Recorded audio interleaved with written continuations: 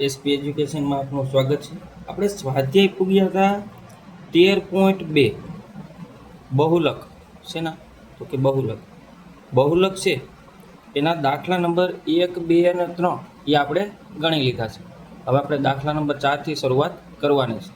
બહુલકનો દાખલા નંબર 4 એમાં આપણને રકમ આપેલી છે, વર્ગ આપેલા છે કે 15 થી 20, 20 થી 25, 25 થી 30, 30 થી 35, 35 થી 40, 40 થી 45, 45 થી 50 અને 50 થી 55. આપણે આવૃત્તિ આપેલી છે 3, 8, 9, 10, 3, 0, 0 અને 2. તો આવી રીતે આપણને આવૃત્તિ આપેલી છે. હવે આપણને દાખલાની અંદર પૂછવામાં આવેલું છે કે ભાઈ બહુલક શોધો. તો બહુલક શોધવા માટે આપણું પહેલું કાર્ય છે કે ભાઈ આપણે આવૃત્તિની અંદર નજર નાખવાની કે ભાઈ મોટામાં મોટી આવૃત્તિ કઈ છે. તો મને તો આ દાખલાની અંદર મોટામાં મોટી આવૃત્તિ 10 દેખાય છે. તો જો આપણને મોટામાં મોટી આવૃત્તિ મળી જાય તો આપણે બહુલકીય વર્ગ ગોતવા માટે બહુલકીય વર્ગ છે એને આપણે આવી રીતે રાઉન્ડ મારીને સિલેક્ટ કરી લઈએ છીએ. સિલેક્ટ કરી પછી જે આવૃત્તિ આપણી બહુલક વર્ગની આવે છે એને આપણે F1 કહીએ છીએ. એની ઉપરની આવૃત્તિ છે એને F0 અને F1ની નીચેની આવૃત્તિ છે એને આપણે F2 કહીએ છીએ. અધઃસીમા છે બહુલકીય વર્ગ છે 30 થી 35, એની અધઃસીમા છે એને આપણે L કહીએ છીએ, લોઅર લિમિટ.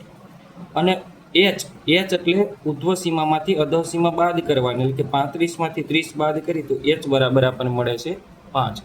હવે આપણે સૂત્ર મૂકી તો બહુલક છે એનું સૂત્ર બહુલક Z બરાબર L plus F1 minus F0 ના છેદમાં 2F1 minus F0 minus F2 ગુણ્યા H.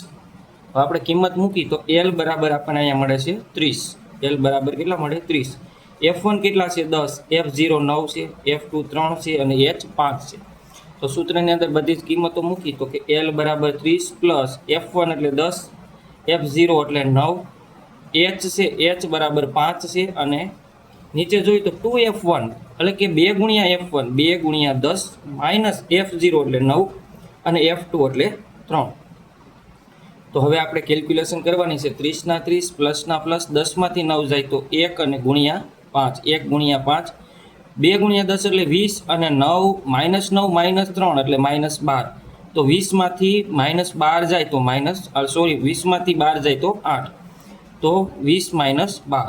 એના પછીના સ્ટેપમાં જોઈએ તો 30 પ્લસના પ્લસ 1 ગુણ્યા 5 એટલે 5 અને 20માંથી 12 જાય તો 8, તો 5 ભાગ્યા 8 કરી તો આપણને જવાબ મળે 0.625 અને L ના 30, તો 30 પ્લસ 0.625 એટલે આપણો જવાબ થાય 30.625. તો આપણને આ દાખલો છે એની અંદર આપણને બહુલક Z ની કિંમત 30.625 મળે છે. આગળનો દાખલો આપણે જોઈએ તો આગળના દાખલાની અંદર આપણને દાખલા નંબર 5 એમાં આપણને બહુલક વર્ગ છે એ આપણને આવી રીતે આપેલા છે 3000 થી 4000, 4000 થી 5000, 5000 થી 6000, 6000 થી 7000, 7000 થી 8000, 8000 થી 9000, 9000 થી 10000, 10000 થી 11000. અને આવૃત્તિ આપણને આવી રીતે આપેલી છે 4, 18, 9, 7, 6, 3, 1 અને 1. હવે બહુલક શોધવો હોય તો હંધાઈથી મોટી આવૃત્તિ આપણે ગોતવી પડે. તો બધાથી મોટી આવૃત્તિ મને 18 લાગે છે. તો આપણને મોટી આવૃત્તિ મળી જાય પછીનું કાર્ય છે કે આપણે જે મોટી આવૃત્તિવાળો જે કોષ્ટક છે, જે ભાગ છે એની ઉપર આપણે રાઉન્ડ મારી દઈએ. તો મોટી આવૃત્તિ છે એને આપણે F1 કહી દેવું, એની ઉપરની આવૃત્તિને F0 કહી દેવું અને નીચેની આવૃત્તિ છે એને કહી દેવું આપણે F2. અને જે અધઃસીમા છે, જે બહુલકીય વર્ગ છે એની અધઃસીમા છે એને આપણે L કહીએ છીએ. અને એનો તફાવત છે કે ઉર્ધ્વસીમા માઇનસ અધઃસીમા, એટલે કે 5000માંથી 4000 જાય તો H બરાબર આપણને મળે 1000. હવે આપણે સૂત્ર મૂકી તો સૂત્ર Z બરાબર L plus F1 minus F0 ના છેદમાં 2F1 minus F0 minus F2 ગુણ્યા H. હાલો અંતિમ કિંમત ખબર છે તો આપણે મૂકી દઈએ. તો Z બરાબર L દેખાય અહીંયા 4000 પ્લસના પ્લસ F1 છે 18, F0 છે 4, 18 માઇનસ 4 ગુણ્યા H છે 1000, 2F1 ની કિંમત છે 18, તો 2 ગુણ્યા 18, F0 છે 4 અને F2 છે 9. બરોબર. તો હવે આપણે આનું કેલ્ક્યુલેશન કરીએ. 18માંથી 4 જાય તો કેટલા વધે? તો કે 18માંથી 4 જાય તો 14 વધે. 18 દૂને 36 અને 9 ને 4 13, તો 36 માઇનસ 13, તો અહીંયા 36 માઇનસ 13, તો અહીંયા મેં 14 ગુણ્યા 1000 કરી નાખ્યા છે. આ કાંઈ છે નહીં. અને 4000ના 4000. હવે અહીં આપણે કેલ્ક્યુલેશન કરી તો કેટલા થાય? તો 14 ગુણ્યા 1000 એટલે 14000 અને 36 માઇનસ 13 કરી આપણે તો 23 વધે.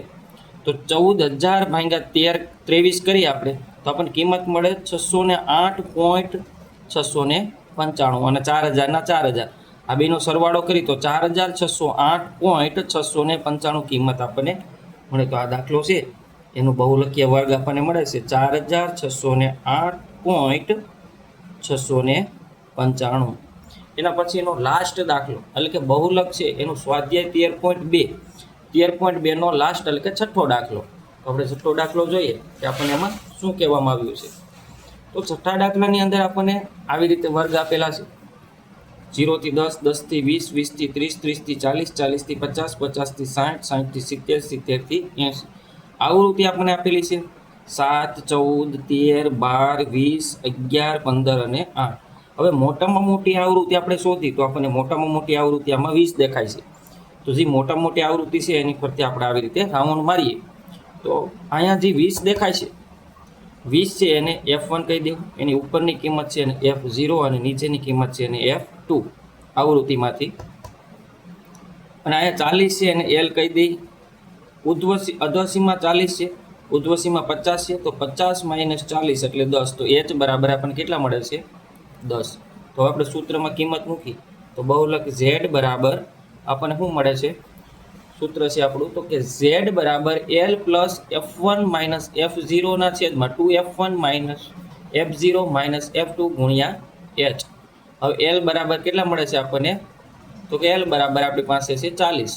તો L બરાબર 40 પ્લસ F1 એટલે 20 માઇનસ F0 એટલે 12 ના છેદમાં 2F1 એટલે 2 ગુણ્યા 10 સોરી 2 ગુણ્યા 20 માઇનસ F0 12 અને F2 છે 11. તો 20 માંથી 12 જાય તો 8. તો 2 ગુણ્યા 20 એટલે 40 અને અહીંયા 12 અને 11 નો સરવાળો થાય 2 માઇનસ છે એટલે આ બે થાય 23.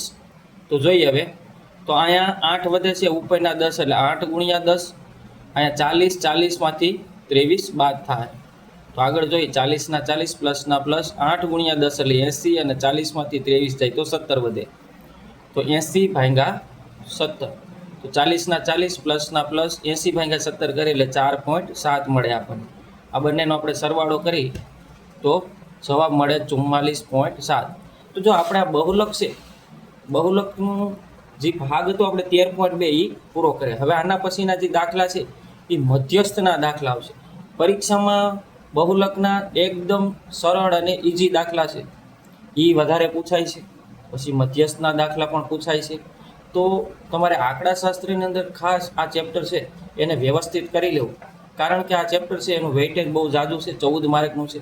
સંભાવના અને આંકડાશાસ્ત્રથી તમે ગણિતની અંદર ખાલી 2 જ ચેપ્ટરની મદદથી તમે પાસ થઈ શકો. તો આપણે આગળના ભાગની અંદર મધ્યસ્થના દાખલા ગણીશું.